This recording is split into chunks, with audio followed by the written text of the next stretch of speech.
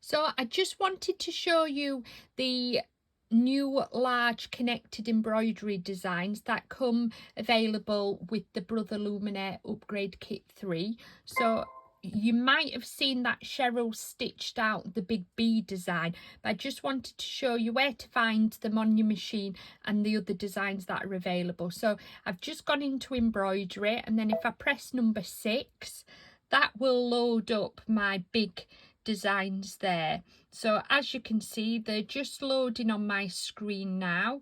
So you've got your 5 extra designs.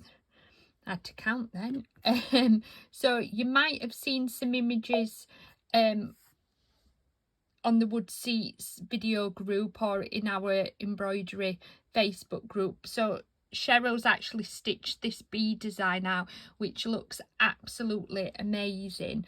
But I just wanted to show you sort of quickly the other designs that are available on the machine. How clever are these?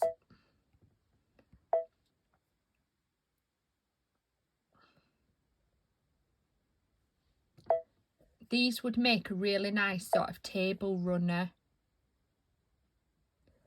That one there.